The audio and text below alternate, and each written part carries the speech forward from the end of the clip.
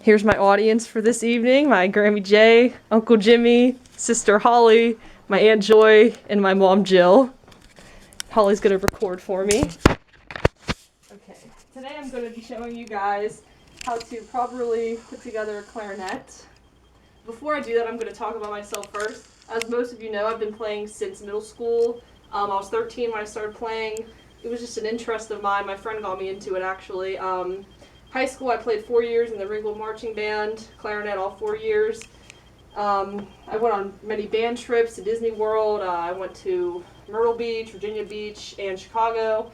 I've been in many parades and performances, so hopefully that'll help you learn more about me and the clarinet. Okay, first, I'm going to show you guys, actually I'm going to take the camera on and show you guys the parts close up.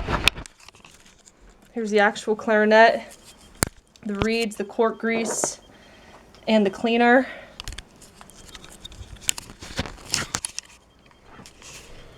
Okay, first, I'm going to show you guys the mouthpiece. It's important to keep this clean because if you don't, it won't play properly. This is the embouchure. It keeps the reed intact. You have to make sure it's tightened, and if the screws fall out, you have to get it professionally cleaned, or fixed, I'm sorry. And here's the reeds. You can have many different size reeds, 2, 3, or 4, even a 5. The higher the number, the more better you play. So like if you've been playing as long as me, you would need a 4 or 5. Mainly a 4 because 5's for professionals. I'm going to put a 2 on today for you guys to make it the easiest. You just slide it on. Put that on there. Also, you have to make sure the reed is wet, because if it's not wet, you can't play properly. It won't make the proper sound. And you have to tighten that really good. Make sure that's tight. Before I add anything else, I'm going to show you the cork grease. It looks like chapstick.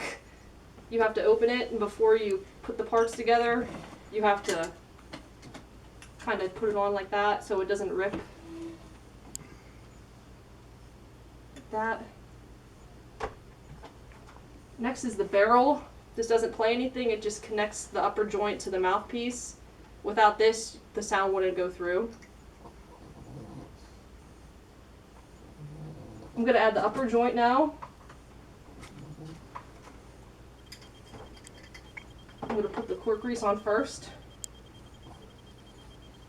On both sides, it's very important if you don't. You have to put it on lightly too.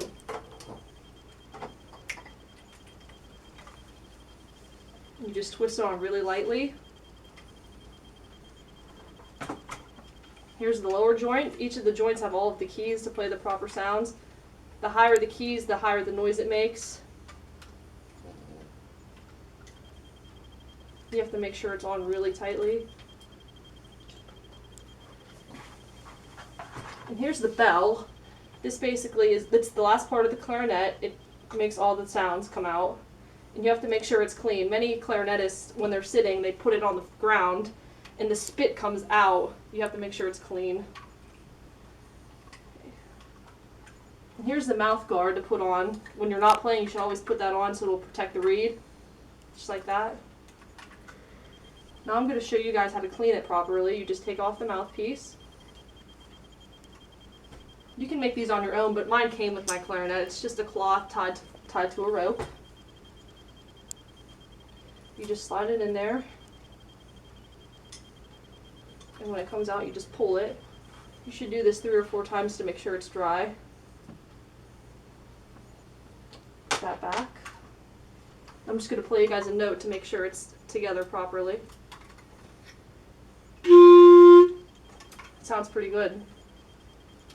Put everything back. Do you guys have any questions? The Yes? reeds. How long do the reeds? Do they have to be wet before you put it on, or how long can you leave it on? Do you have to take it off each time? You do have to wet it. If you don't, it'll be dry and the music won't come out properly. And you should take them off every time. People are sometimes lazy and they don't take it off, and that damages it. How long do the reeds last? They usually last about a week, depending on how much you play. If you don't play much, it'll last a couple weeks, but if you do play a lot, it'll rip. Any other questions? Now, Heather, when you march, and do you have to put that top piece on? Do you have to carry that top piece to protect the mouthpiece? No, the top piece is only for if you're sitting down, like if you're playing for a concert in between, you just put it on. But when you're in a marching band and you're not playing, you don't have to carry that and put it on. No, you don't, because if you did, you'd have to hold it, and you can't really hold it as you play. Okay. And now I wanted to ask you that cork grease. Yes. Is that like a waxy type substance? Yes. It's waxy and it's also smooth to keep it together. You know what I mean? Okay, but it Yeah. does have the wax in it. Yes, it does. Okay. Yeah. Thank you. It kind of resembles chapstick, but you don't put it on your lips. You Yeah, know well, what I mean? thank you. Any other questions? What's your clarinet made of? Is it wood or plastic? Or This is a wooden clarinet, yeah. The wooden ones are better. The plastic are really like cheap. I hate to say it, but the wooden are more professional. Yeah, I've always heard that. Yeah.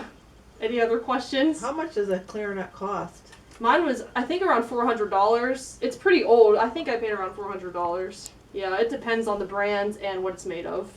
How long have you been playing? 7 years in 6th grade. Whoa. Now, do you have any future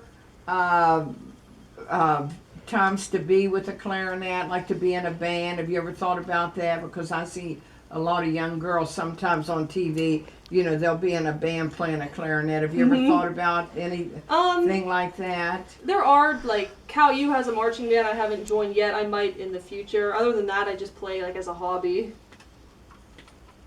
Any other questions? Thank you guys for listening. Thank you.